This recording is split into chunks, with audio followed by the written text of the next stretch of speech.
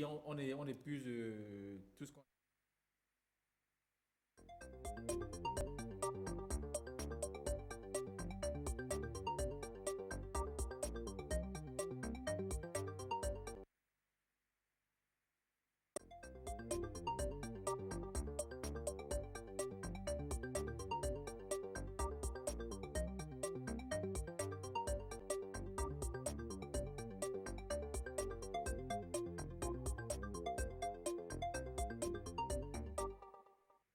Mesdames et messieurs, bonsoir. Ils sont des engagements pris à l'international, des conventions, des accords et protocoles signés entre le Bénin et les organismes régionaux ou internationaux. Des conventions et accords liés à l'environnement, à la gestion durable de nos écosystèmes naturels, à la lutte contre toutes sortes de pollutions pour permettre au Bénin de tirer plus davantage de ces conventions et créer une synergie d'action.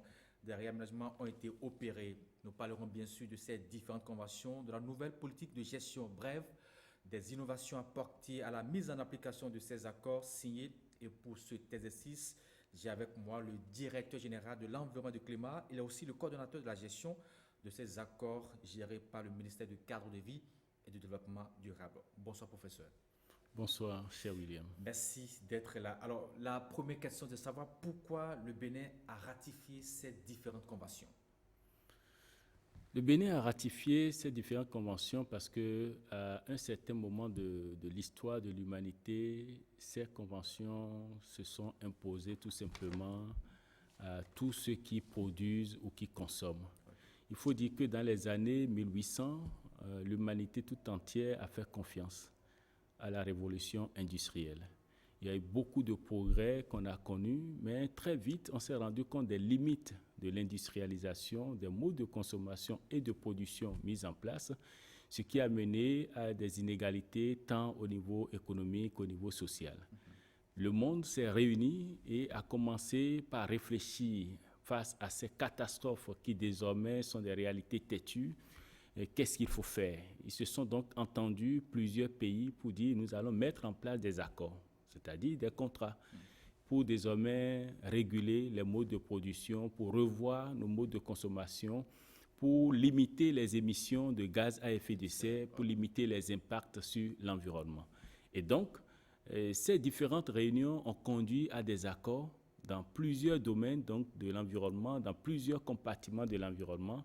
Et nous avons eu ces accords qui nous ont permis donc de faire face aux différents problèmes posés par l'industrialisation donc, que nous avons connue avec la révolution industrielle. Donc voilà ce qui a conduit aux accords, aux conventions. Maintenant, pourquoi le Bénin a ratifié ces accords?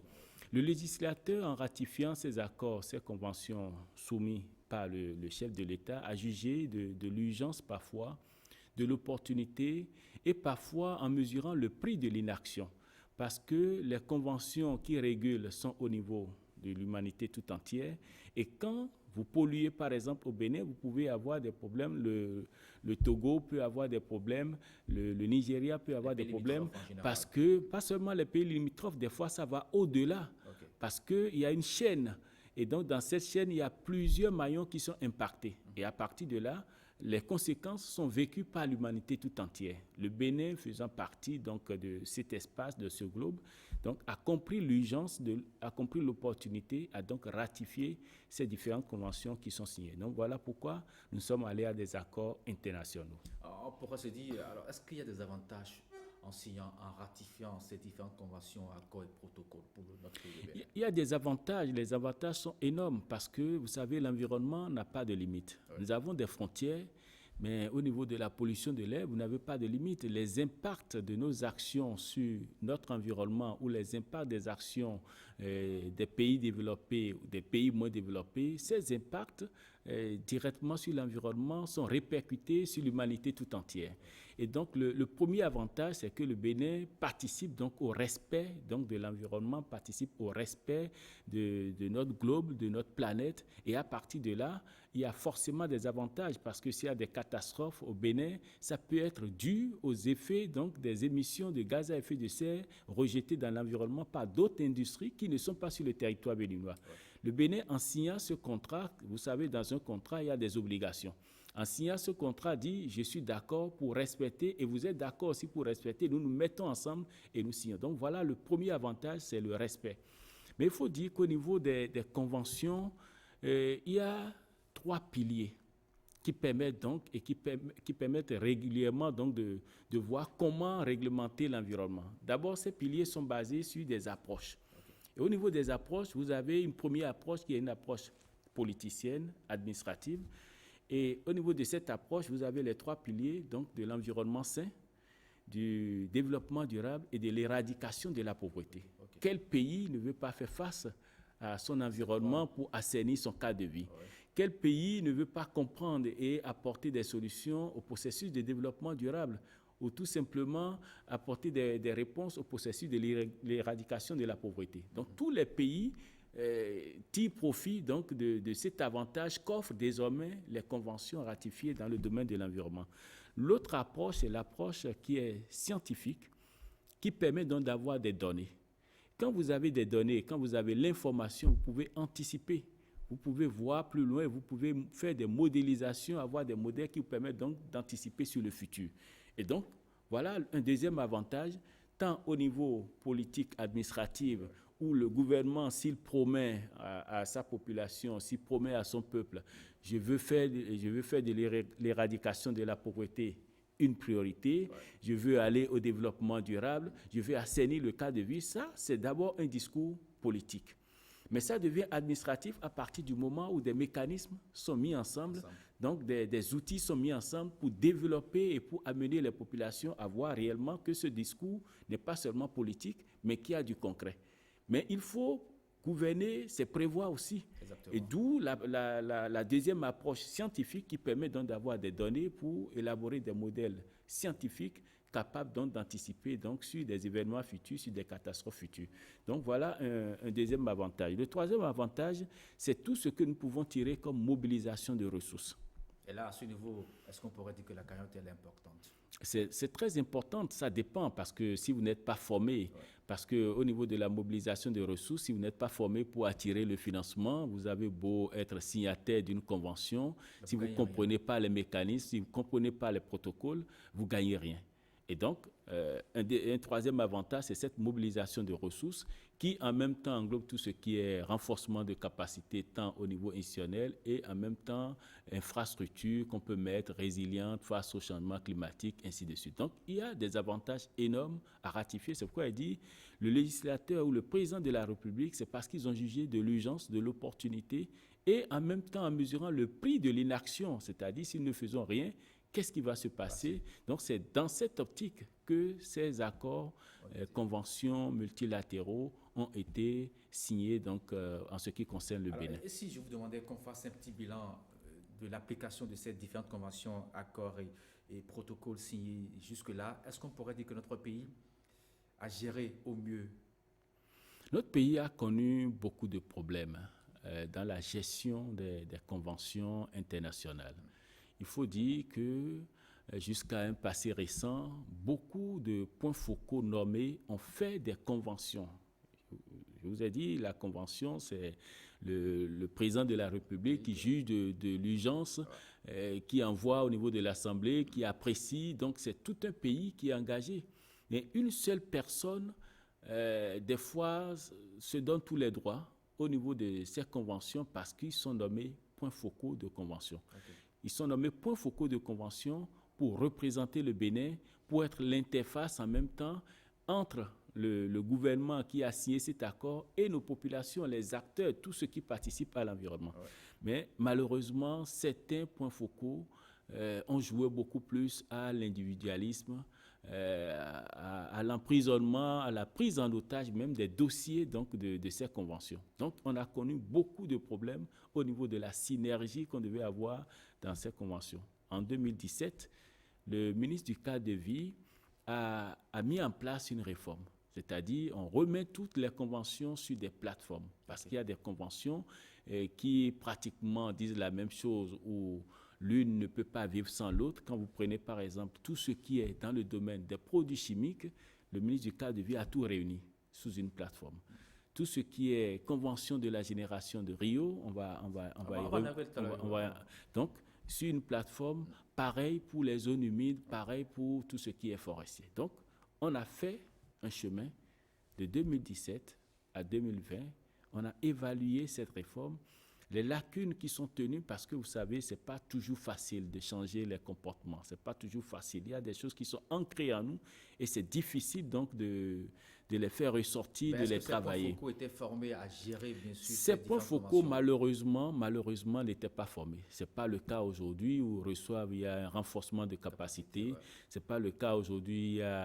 Il faut rendre compte des missions, il faut rendre compte des dossiers. Des points focaux, vous imaginez, prennent des engagements à l'international, mais au retour donc, de ces conférences des partis, ne rendent pas compte au pays pour dire nous avons pris des engagements en votre nom. Des points focaux qui prennent des engagements sans même demander l'avis de l'autorité de tutelle, qui est le ministre du cadre de vie, du développement durable ou le ministre en charge de l'environnement, avant de prendre des engagements à l'international. Parce qu'au niveau des accords, au niveau des négociations, il y a des engagements qui sont pris par les pays partis. Mais si un point focal répond et dit le Bénin peut prendre tel ou tel engagement, c'est d'abord en se référant à son autorité de tutelle. C'est en se référant au ministère des Affaires étrangères et de la coopération. C'est en se référant à l'ambassadeur sur place. Mais il y a des points focaux qui ont pris des engagements et qui sont revenus et qui n'ont même pas signalé des engagements qui ont été pris. Il y a certaines lourdeurs administratives, peut-être, qui amènent ces points focaux à dire, OK, en attendant que je ne puisse parler à l'autorité de tutelle, que je dois d'abord prendre l'engagement pour ne pas faire perdre cela à notre pays. Le minimum qu'on peut demander à un point focal ou à un représentant d'un pays, le minimum qu'il doit faire, c'est de faire un rapport de mission. C'est de transmettre les engagements, c'est de transmettre les résultats de sa participation à tel colloque ou à telle conférence. C'est le minimum. Mais malheureusement, certains sont revenus et n'ont même pas été inquiétés pour rendre compte de leur mission et peut-être traduire donc les différents engagements qui ont été pris. Et donc, à partir depuis 2017, ce problème a été résolu. Mais comme les habitudes sont tellement dures à changer, il y a eu encore des résistances. Donc, ce qui nous a permis, avec les indicateurs qui ont été mis en place, d'évaluer les différents points focaux, d'évaluer même les conventions que le Bénin a signées pour voir s'il y a des conventions qui répondent toujours à nos exigences ou sur desquelles on peut se baser pour construire notre pays, qui sont en lien avec les objectifs du développement durable. Nous avons fait donc cet exercice avec chaque point focal de convention, ce qui a permis donc d'apporter les réformes que vous étiez en train de signaler dans votre introduction. Toutes ces réformes menées aujourd'hui, c'est au vu de ces lacunes que vous avez constatées. Tout à fait. Que disent ces différentes réformes aujourd'hui que vous voulez mettre en application? Quand on prend par exemple l'arrêté, je crois aujourd'hui, il doit y avoir plusieurs plateformes que vous avez pu créer. Il y en a combien aujourd'hui? Il y a 4 aujourd'hui que nous avons créées dans le domaine des conventions donc, liées à l'environnement. Il y a la plateforme des produits chimiques qui regroupe toutes les conventions donc, liées aux produits chimiques. On peut citer la convention de Stockholm sur les polluants organiques persistants. La convention de Bâle de Bamako sur tout ce qui est mouvement transfrontière des déchets dangereux. On peut citer la convention sur le Minamata, donc c'est sur le mercure. La convention de Rotterdam, donc la convention de Vienne sur l'ozone ou le protocole donc, sur tout ce qui est substance appauvrissant la couche d'ozone. Voilà donc pour ce qui concerne la première plateforme. Comme c'est des produits chimiques, le superviseur de cette plateforme désormais a un regard sur tous les points focaux titulaires de ces différentes conventions. Chaque plateforme a un superviseur. Chaque plateforme a un superviseur. Et ces superviseurs ont un droit de regard sur tout ce qui se place au niveau des conventions qui sont dans leur plateforme. C'est pareil aussi pour les conventions de la génération de Rio, qui sont réunis sous une seule plateforme désormais. C'est la Convention cadre des Nations Unies sur les changements climatiques, la Convention des Nations Unies sur la lutte contre la désertification et la Convention sur la biodiversité ou sur la diversité biologique. Ces 3 conventions et en même temps avec les protocoles et les mécanismes. Qu'est-ce que j'appelle protocole? Vous savez, quand nous allons à ces accords, nous prenons des engagements, nous les appelons des conventions donc signées. Mais au fil des années, on peut évaluer ces conventions. Et quand on évalue ces conventions, on peut se rendre compte que les objectifs de départ ne pourront pas être atteints si on ne met pas en place un certain nombre de protocoles et d'accords. Donc, si vous prenez par exemple la Convention cadre des Nations Unies sur les changements climatiques, vous avez le protocole de Kyoto, vous avez aujourd'hui l'accord de Paris, et vous avez d'autres mécanismes comme la coalition pour l'air pur et le climat. C'est pareil aussi quand vous prenez la Convention de Stockholm, si je reviens sur les polluants organiques persistants, vous avez tout ce qui est stratégie de gestion des produits chimiques que nous appelons le réseau d'échange nous avons le réseau d'échange d'informations sur les produits chimiques. Donc, on a réuni sur chaque convention les protocoles liés. C'est pareil, vous prenez la convention de Vienne, vous avez le protocole de Montréal sur les substances approvisionnant la couche d'ozone. Vous avez désormais l'amendement de Kigali sur les hydrofluorocarbones. Donc voilà, donc tout ceci a été réuni sous des plateformes. Pareil pour les conventions de la génération de Rio. Nous avons fait pareil aussi pour tout ce qui est zone humide, c'est-à-dire Ramsar, et puis la convention d'Abidjan.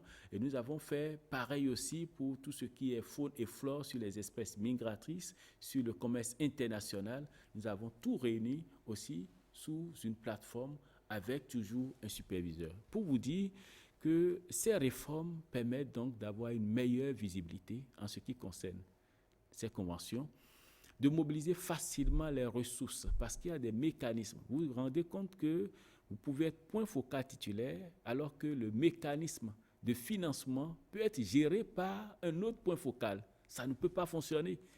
Nous avons connu donc ces lacunes, ces dérapages où le point focal du mécanisme pense qu'il est maître de ce mécanisme et que par conséquent, il peut gérer tout seul. Alors que le point focal titulaire de la Convention, c'est à quoi qu'on vous dit, vous êtes point focal de la Convention cadre des Nations Unies sur les changements climatiques et un autre est point focal de l'accord de Paris. L'accord de Paris qui vient résoudre un problème lié au protocole de Kyoto, qui aussi est un mécanisme donc, de la Convention cadre des Nations Unies. Donc, si on sépare ces différents protocoles, vous imaginez, ça ne peut pas fonctionner.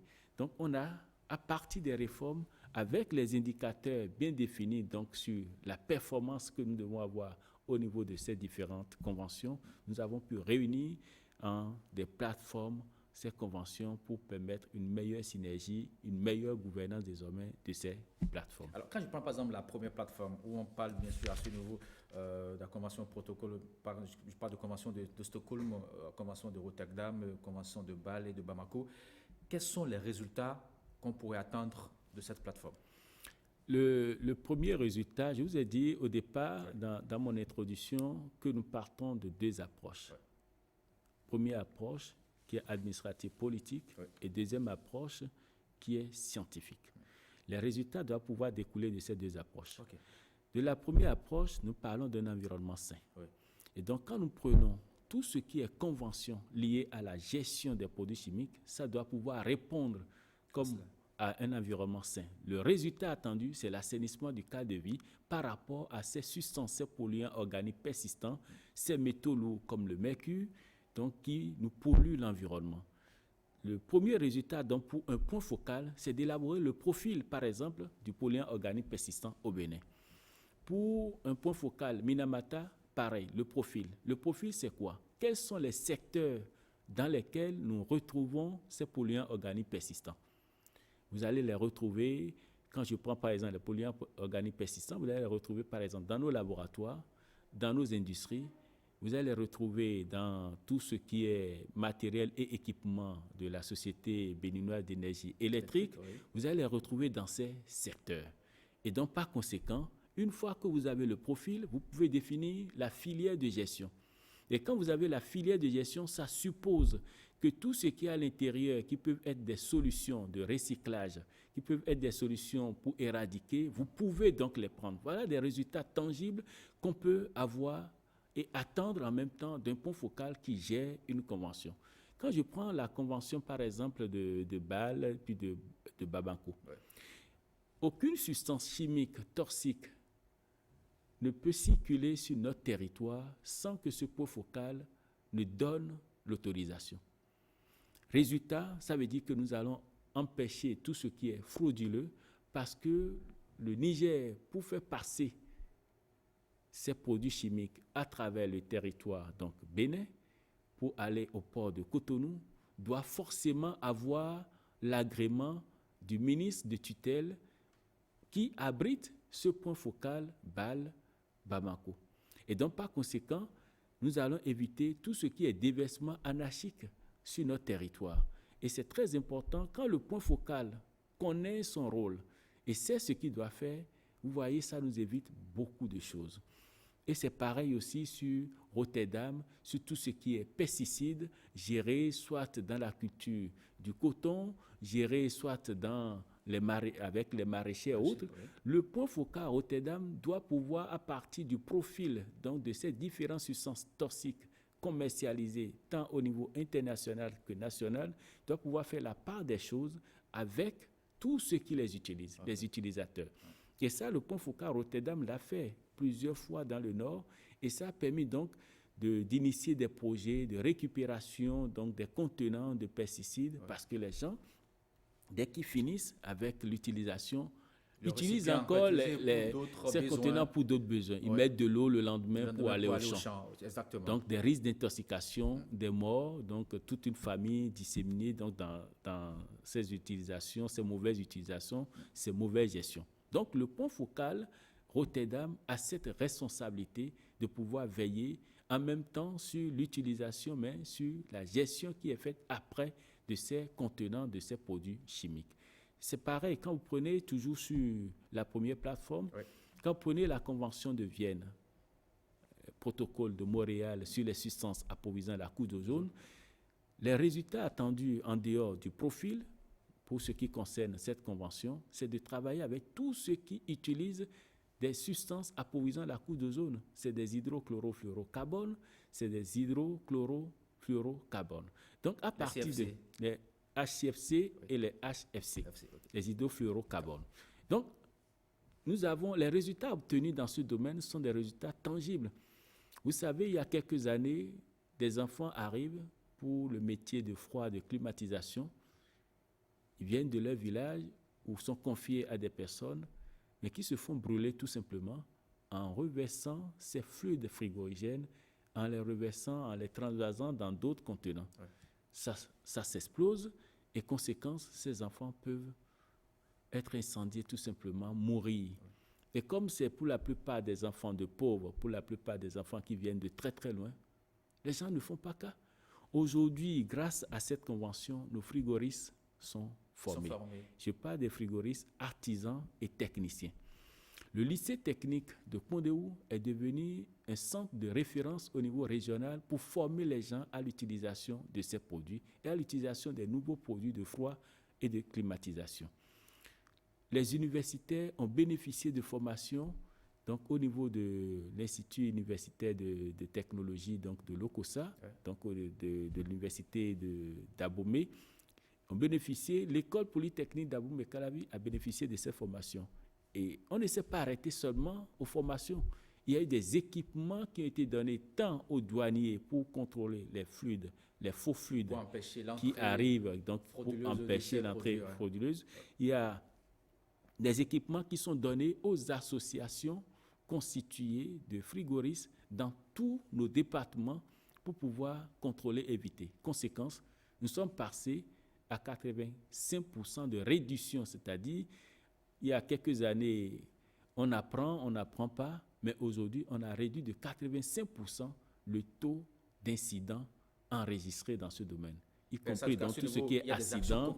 Il y a des actions concrètes qui ont été menées, tant au niveau de la formation, tant au niveau de la mise à disposition des équipements, de centaines de millions d'équipements qui sont mis à la disposition de nos frigoristes. Quand les gens viennent chez vous, désormais, et si ce sont des frigoristes agréés, certifiés donc par le ministère du cadre de vie, vous n'avez plus rien à craindre. Mais il y a quelques années, ils peuvent vous brûler quand ils viennent juste pour changer votre bouteille de gaz au niveau de, parce qu'ils vont acheter des fluides, des faux fluides qu'ils amènent, et donc au niveau de la bouteille de gaz, donc dès qu'ils veulent mettre la bouteille de gaz, ça peut exploser à tout moment, ça peut s'échapper et exploser à tout moment. Donc voilà des risques au niveau sanitaire, au niveau environnement que nous avons réussi à limiter grâce donc à ces conventions, parce que le Bénin, pour avoir ratifié ces conventions, a des obligations. Et donc, au nombre de ces obligations, doit pouvoir mettre en œuvre un certain nombre d'actions, comme la formation des frigoristes, la formation de nos centres universitaires et l'équipement qu'il faut apporter donc à ces différents centres. C'est vrai qu'au niveau de la Convention de Vienne, on a vu quand même qu'il y a des actions concrètes. Les autres conventions, je me demande, est-ce que c'est vrai qu'on dit, vous donnez une mission aux gens, mais il faut des moyens pour atteindre à des objectifs probants. Est-ce que tous ces points focaux ont les moyens vraiment pour atteindre... Vous savez, au niveau du programme environnement-climat Ouais. et puis aussi au niveau du programme eau, forêt et chasse, nous avons mis à la disposition des points focaux, des moyens. Ces moyens, certes, quand vous leur demandez, ce n'est jamais suffisant pour le faire, nous sommes d'accord. Mais le premier moyen qu'on donne à un homme, c'est la formation qu'on lui apporte. Une fois que vous êtes formé, vous avez la capacité, les aptitudes pour mobiliser des ressources au niveau international. Okay. Parce que je vous disais tantôt, au niveau de ces conventions, il y a des mécanismes de financement qui existent. Ouais. Et donc, le point focal qui a reçu la formation, qui a été point focal, ne serait-ce pendant 6 mois, et qui a parcouru le site des conventions, va sur le site, parce que chaque secrétariat de convention a un site. Okay. Sur le site des conventions, il peut de lui-même commencer par rédiger des projets, par soumettre des projets. Et à partir de ce moment, il mobilise le financement tant au niveau international qu'au niveau national. Parce que le Bénin a toujours payé sa contrepartie pour ce qui concerne les projets qui ont été mobilisés. Et à partir de ce moment, donc, il a un financement au niveau national sur le budget, il a un financement au niveau international. Mais si un point focal, et ça fait partie d'abord des critères d'évaluation, n'arrive pas à faire cet exercice, souffrir que la convention puisse souffrir et qu'on n'arrive pas à mobiliser les ressources nécessaires. Donc, mais parfois, ces points focaux mobilisent les ressources, mais pour l'utiliser à l'interne, mais il y a des problèmes encore qui se posent. Enfin, là, c'est des problèmes techniques par la mission des financiers. Je vais maintenant qu'on parle de la deuxième plateforme par rapport aux conventions Génération Rio. Le changement climatique, biodiversité, désertification. Voilà. Effectivement, au niveau de cette convention cadre des Nations Unies sur les changements climatiques, il faut dire que l'objectif principal, c'était la réduction des gaz à effet de serre. Voilà. On s'est rendu compte en 1992 qu'on ne pouvait plus continuer par consommer, on ne pouvait plus continuer par produire comme nous faisions avant. Et que les émissions, les gaz à effet de serre, quand je parle de gaz à effet de serre, je vais parler de CO2, ouais. De H2S, donc de tout ce qui est sulfure d'hydrogène, de tout ce qui est les oxydes donc, d'azote. Donc, on ne peut plus continuer par produire comme nous le faisions. Et au niveau donc des conventions de la génération de Rio, il y a 3. Oui, 3. Désertification, changement climatique, biodiversité, les 3 sont liés. Vous ne pouvez pas parler de changement climatique sans parler de désertification, sans parler de sécheresse. Exactement. Vous ne pouvez pas parler de changement climatique sans parler de l'impact sur la faune, sur la flore, sur la biodiversité. Ouais. Donc, les 3 sont liés. Quand je prends la Convention cadre des Nations Unies sur les changements climatiques, nous avons connu des avancées énormes à ce niveau. Il faut dire que le Bénin a ratifié tous les instruments, que ce soit le protocole de Kyoto, ouais. que ce soit l'accord de Paris, tout récemment. Ouais. Le Bénin a ratifié donc tous les instruments de cette convention. C'est le premier élément. Le deuxième élément, le Bénin a mis en place des lois, des tests de lois pour régler ce problème au niveau national. Le Bénin fait partie des rares pays, pour ne pas dire au niveau de la sous-région le seul, le Bénin fait partie des rares pays à avoir une loi sur les changements climatiques. Et par rapport à cette loi, il y a des décrets d'application. Décrets pour ce qui concerne le Comité national changement climatique. Il y a un comité qui réfléchit, qui pense changement climatique au Bénin et qui appuie les points focaux pour la mobilisation de ressources. Okay. Il y a le comité technique, plan national d'adaptation. Donc, les instruments au niveau institutionnel ont été mis en place. Les points focaux ont été formés. Qu'est-ce qu'il faut ? Il faut faire de la mobilisation des ressources pour répondre à la vulnérabilité que nous connaissons aujourd'hui et augmenter notre résilience face au changement climatique. Plusieurs projets ont été mobilisés, plusieurs ressources ont été mobilisées pour des projets dans le domaine des changements climatiques. L'autre élément que je ne vais pas oublier, et permettez-moi de le signaler, c'est aussi l'accréditation du Fonds national pour l'environnement et le climat au Fonds d'adaptation, au Fonds vert pour le climat, donc des moteurs de financement au niveau international. Notre Fonds national est accrédité, ce qui suppose que quand vous avez un projet aujourd'hui de l'ordre de 10 millions de dollars pour le moment, parce que c'est à plusieurs échelles, et que vous voulez soumettre au Fonds d'adaptation, au Fonds vert pour le climat, vous pouvez passer tout simplement par le FNEC. Okay. Le FNEC peut être entité accréditée pour le faire. Seul encore, oui, Fonds national pour l'environnement et le climat, seul encore dans la sous-région. Parce que quand vous allez, vous sortez, vous avez le Sénégal, mais ce n'est pas une entité nationale. Donc le centre de suivi écologique est accrédité, mais ce n'est pas une entité nationale. Donc c'est pour vous dire que nous avons fait de grands pas. Le fonds a été accrédité l'an passé, donc on a fait de grands pas. Mais je reviens maintenant aux projets qui sont mobilisés. Vous savez, dans nos pays en développement, la problématique pour nous, ce n'est pas au niveau de l'atténuation, même si nous devons faire de l'atténuation. Pour le moment, nos émissions sont très faibles. On a constaté avec la 3e communication sur les changements climatiques que nous avons dépassé la ligne zéro, nous avons commencé par mettre. Mais nos émissions sont faibles. Donc, dans le domaine de l'atténuation, je vais revenir, mais ce qui est important pour nos pays, c'est l'adaptation. Ouais. Il faut s'adapter. Et dans le domaine de l'adaptation, nous avons le projet local, qui est un projet aujourd'hui où les communes identifient elles-mêmes des actions à mener face au changement climatique. Et à partir des actions qu'ils ont identifiées, le FNEC et l'UNCDF, le Fonds des Nations Unies pour l'équipement, financent ces projets d'adaptation ou ces actions d'adaptation. Nous sommes présents dans 9 communes. En dehors de cela, nous avons le projet de préparation du Bénin au Fonds vert pour le climat. Ce projet de préparation du Bénin au Fonds vert pour le climat a appuyé le FNEC dans son processus d'accréditation au Fonds vert pour le climat, mais nous a permis en même temps, vers la fin de ce projet, de mobiliser un autre projet qui est le projet Plan national d'adaptation. Le projet Plan national d'adaptation s'associe aujourd'hui au projet PASS-PNA, le projet d'appui scientifique au Plan national d'adaptation, pour nous sortir un document PNA. Je vais expliquer à nos téléspectateurs parce qu'ils vont se dire peut-être que nous faisons des actions, mais il y a beaucoup de documents. Il faut des documents. Et c'est l'avantage que nous avons avec le gouvernement en place. Parce que sans les études de vulnérabilité, vous ne pouvez pas définir la résilience. Okay. Beaucoup de personnes se lancent, inventent, mais il faut partir des études de vulnérabilité.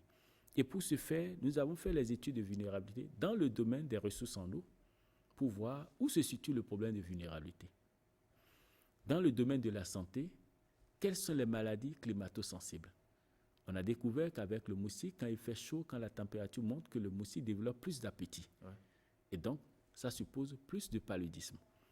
Nous l'avons fait dans le domaine de la santé, dans le domaine de l'agriculture et dans le domaine de la ressource en eau. Ouais. Ces 3 études de vulnérabilité sont disponibles. Nous avons commencé avec le projet PPNA que nous avons avec le PASS-PNA, c'est avec la GIZ, c'est avec les Allemands, mais le PPNA, c'est avec le PNUD, financé par le Fonds vert pour le climat, où nous définissons aussi les vulnérabilités dans le domaine du transport, des infrastructures, de l'énergie, du tourisme. Okay. Et en même temps, nous agissons sur le volet transversal qui est genre et changement climatique. Une fois que ces études de vulnérabilité sont connues, il faut faire la priorisation maintenant sur quel levier agir pour aller vers un développement durable. Nous ne pouvons plus continuer par financer la construction d'infrastructures sans connaître la vulnérabilité dans le domaine des infrastructures. Ouais. Nous ne pouvons plus continuer par investir dans le domaine de la ressource en eau parce que nous voulons donner de l'eau potable à tout le monde, ouais. Sans voir la vulnérabilité qui est dans ce domaine. Autrement, nous allons engloutir des centaines de millions et nous n'allons pas arriver au résultat. Donc, c'est pourquoi il dit, nous avons eu la chance avec ce gouvernement où des études précèdent les travaux sur le terrain. Et là, ça permet de renforcer les actions. Ça permet de renforcer les actions, ça permet d'anticiper et de savoir ce que nous sommes en train de faire pour ne pas naviguer à vue. Parce que dans le plan national de développement du pays, toutes ces études sont inscrites. Et nous avons réussi à les inscrire aussi dans la note analytique du budget de l'État. Ok. Donc, pour vous dire qu'à travers donc, les changements climatiques, la convention cadre des changements climatiques, nous avons pu réussir à faire toutes ces actions. Des actions qui continuent. Nous venons de signer une prolongation pour le PASS-PNA, pour que le PASS-PNA, le projet d'appui scientifique au plan national d'adaptation, puisse continuer son chemin. Donc, nous avons eu encore 1 an et demi. Donc ça va jusqu'en 2023. Ça va, non, on vient d'avoir 1 an et demi, donc ça va au juillet 2021. 21. Ah, Parce 2021, que voilà, ok, d'accord. 2021, où nous aurons fini donc avec ce volet. Ok. Pour vous dire que dans le domaine de l'agriculture, nous n'allons plus investir comme nous le faisons avant, parce qu'une étude de vulnérabilité existe et définit déjà la vulnérabilité du Bénin dans le domaine dans le secteur de l'agriculture. Donc, quand tout ceci est fait, il faut dire que nous pouvons avoir des résultats beaucoup plus tangibles parce que l'investissement sera durable. Ce sera des investissements probants, mais en même temps qui vont s'inscrire dans la durée. Au niveau de l'atténuation, nous avons continué le même exercice, mais moindre, parce que je vous ai dit, le Bénin n'émet pas grand-chose. Donc au niveau de l'atténuation, c'est beaucoup plus au niveau de l'énergie que nous intervenons au niveau de l'agriculture. Vous savez, au niveau de l'énergie, il y a beaucoup d'émissions. Donc on a défini des besoins, on a fait une évaluation des besoins en technologie, ce qui permet donc à partir donc de ces besoins en technologie, d'évaluer donc le potentiel du Bénin, les aptitudes du Bénin et quels sont les freins dans le domaine de l'énergie pour nous empêcher donc d'aller au développement durable. Ça a été fait aussi au niveau de l'affectation des terres agricoles, donc ça a été fait aussi donc l'évaluation des besoins. Donc, je peux dire qu'au niveau des changements climatiques, il y a beaucoup d'efforts qui ont été faits dans le domaine des changements climatiques aujourd'hui au Bénin. Et nous pouvons dire, certes, il y a encore des choses à faire quand nous aurons notre plan national d'adaptation avec la priorisation des mesures, l'hiérarchisation des mesures. Nous allons pouvoir enchaîner encore sur d'autres actions suite donc aux orientations que nous aurons à partir de ce plan. Mais on va aussi évoquer rapidement la dégradation des terres. Avec la Convention des Nations Unies sur la lutte contre la désertification. Et aussi la Convention sur la diversité biologique. La diversité biologique. Ouais. Effectivement, au niveau de la biodiversité, la désertification, on a fait aussi des avancées énormes parce que le Bénin a fait une première étude sur la neutralité de la dégradation des terres. Ouais. Ça nous a permis donc de recenser toutes les terres qui ont été dégradées du fait soit des cultures de l'igname dans les forêts, du fait donc de la déforestation. Ouais. Donc l'étude a révélé le gap à combler, donc qui aujourd'hui que nous avons étalé sur 5 ans avec le projet PPN et le projet PAB, un nouveau projet donc qui est un projet d'adaptation basé sur les écosystèmes qui va compenser donc le gap parce que c'est un projet qui s'étend sur 5 ans. Nous allons reboiser et réhabiliter 3600 hectares donc d'écosystèmes donc au niveau de ce projet. L'autre que nous avons réussi à faire, c'est notre programme pays en ce qui concerne le plan de sécheresse sur la désertification. Ouais. Et donc là encore, des actions ont permis donc d'aller plus loin et le Bénin aujourd'hui a son plan d'action de gestion durable des terres. Le Bénin a son plan d'action de gestion durable des terres qui a pris un certain nombre de volets en compte qui seront financés par un projet que nous avons déjà rédigé. Nous sommes en phase donc de maturation de ce projet avec FAO qui va nous appuyer donc dans le financement donc de ce projet. Pareil aussi sur la biodiversité. Il y a eu beaucoup d'actions qui ont été effectuées dans la biodiversité en ce qui concerne la préservation de nos écosystèmes surtout, parce que ce qui est important dans la biodiversité, c'est de pouvoir amener l'homme à se rendre compte des fonctions écosystémiques, des services que l'environnement peut lui apporter, que l'écosystème à côté peut lui apporter. Et quand l'homme devient conscient de ses fonctions, de ses services, l'homme devient responsable de cet écosystème. Et c'est le travail énorme qui a été fait au niveau de la diversité biologique, donc au niveau de nos écosystèmes, pour permettre à tous ceux qui les exploitent abusivement de revoir les modes donc d'exploitation, de production au niveau de ces écosystèmes, de consommation au niveau de ces écosystèmes. Donc on a fait de grands pas avec le point focal, le doyen Akou.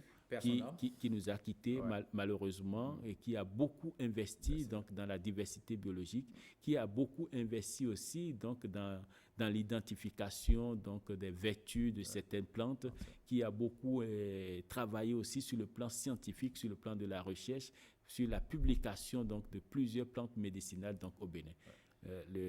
Il nous a quittés, mais il a formé la relève et nous pouvons nous réjouir donc, de ce qu'il a fait. L'actuel point focal était avec lui, son suppléant et continue donc dans la même lancée. Et on ne peut que se réjouir donc d'avoir des hommes qui ont tout donné pour l'environnement, qui ont donné même de leur vie jusqu'au dernier souffle, qui nous parlent encore de la biodiversité donc, au Bénin. Il y a aussi la Convention Ramsar des zones humides. Là, c'est très important. On en a beaucoup, mais beaucoup de ces zones humides, on ne les protège pas parce que nous tirons beaucoup de ces zones humides de l'eau sous tout. On dit pas de vie sans eau. Tout à fait. Il y a dans cette plateforme donc, de zones humides prend en compte la Convention d'Abidjan. Donc relative donc à l'océan, relative à la pollution, protection de la mise en valeur du milieu marin, des zones côtières de la région de l'Afrique de l'Ouest. Et prend en compte aussi Ramsar. Il faut dire à ce niveau, sur la Convention d'Abidjan, le Bénin, à l'instar de 2 autres pays, a obtenu un financement, le projet GISMAG, qui est un projet intégré de gestion de la zone marine et côtière. Ce projet nous a permis donc d'identifier les aires communautaires donc de conservation de la biodiversité et d'aller maintenant à des aires marines protégées. On n'en a pas encore justement, ces aires marines.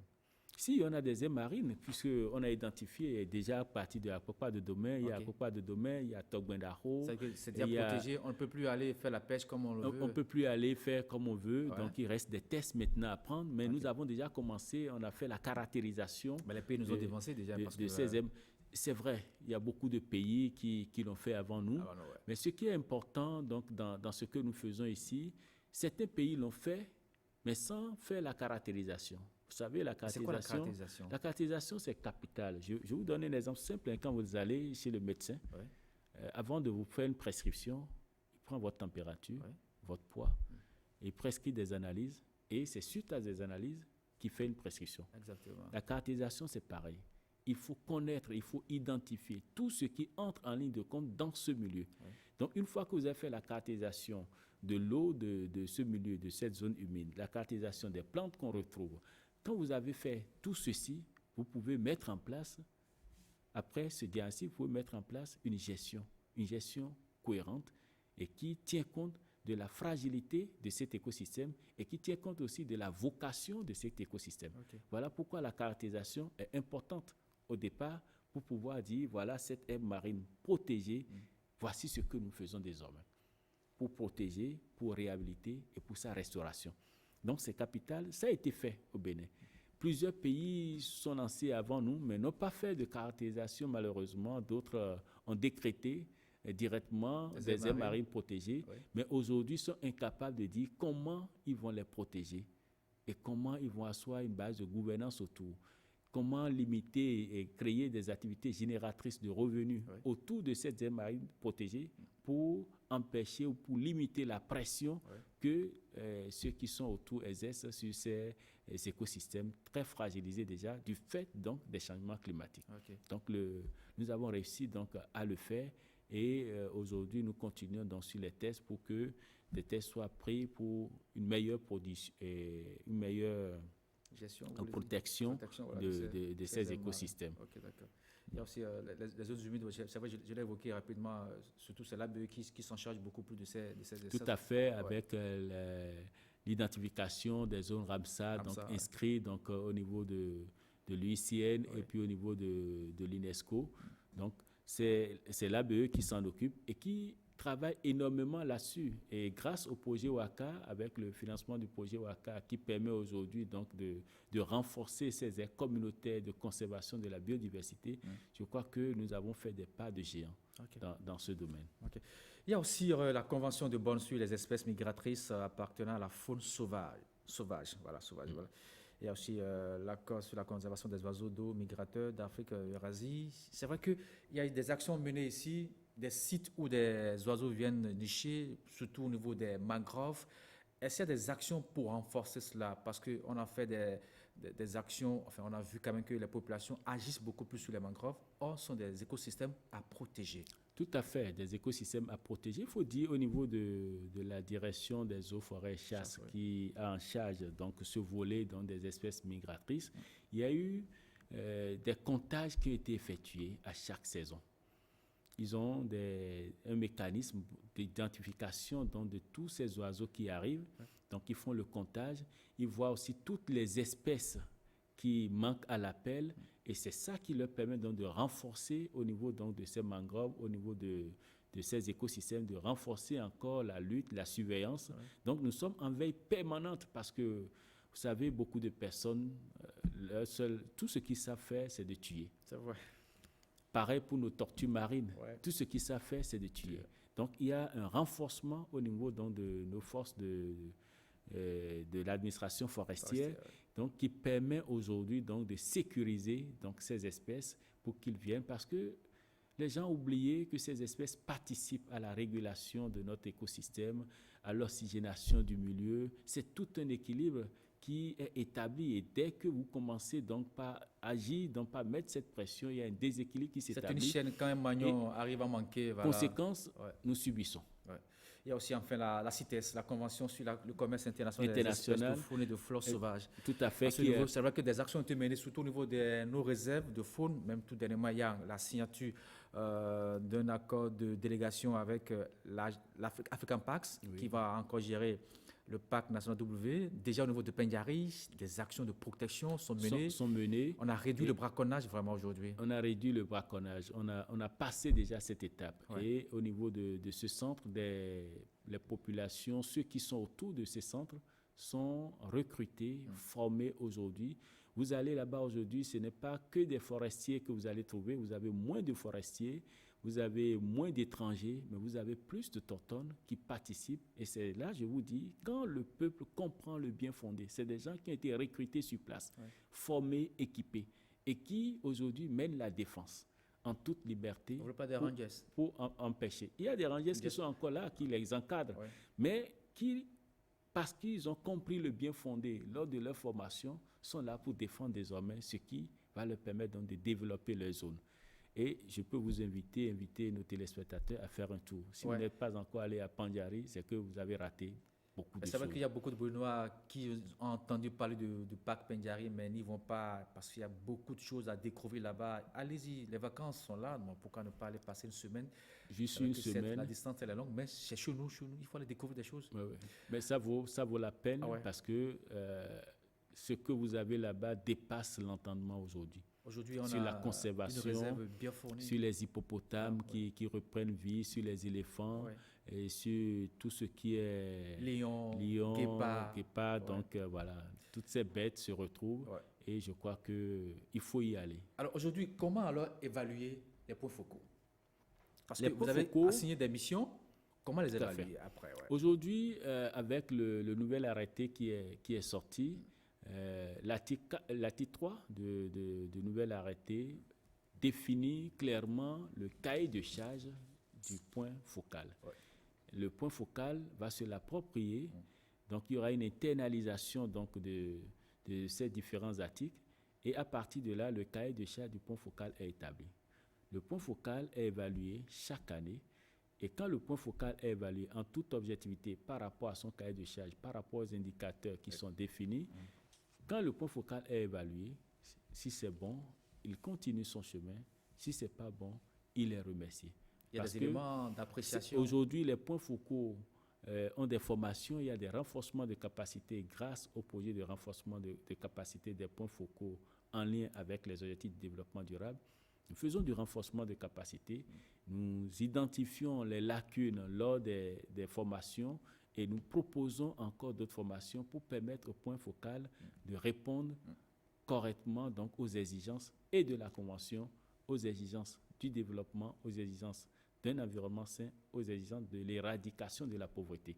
Donc quand le point focal est évalué sur ces différents éléments et que le rendu à la fin n'est pas à la hauteur de ce qui est attendu, il se rendra compte lui-même désormais à partir des indicateurs qu'il ne peut pas continuer le chemin. Voilà ce qui est défini donc, au niveau des réformes de ce nouvel arrêté qui permet à chacun de pouvoir jouer sa partition au niveau de la coordination de la gestion des conventions, au niveau de la supervision, au niveau des points focaux titulaires et des points focaux suppléants. OK. Ça veut dire qu'ils ont un an. Ils ont Après, un an. on évalue. On Si évalue. c'est pas bon, on vous change. c'est pas On concluant, remet à on d'autres change. personnes qui veulent faire bien le job. Voilà. Alors, monsieur le professeur Aina, on est déjà vers la fin de cette émission. C'est tellement un dernier mot à ces nouveaux responsables et aussi rassurer nos populations que notre pays a cette prise d'engagement et essaie de les respecter pour qu'on tire profit, bien sûr, de cela. Oui, c'est dit aux nouveaux points focaux que nos populations attendent beaucoup d'eux. Ouais. C'est capital parce que quand on parle de l'éradication de la pauvreté, beaucoup de personnes ne comprennent pas le bien fondé de ces conventions et c'est à eux désormais de donner cette visibilité à nos différentes conventions.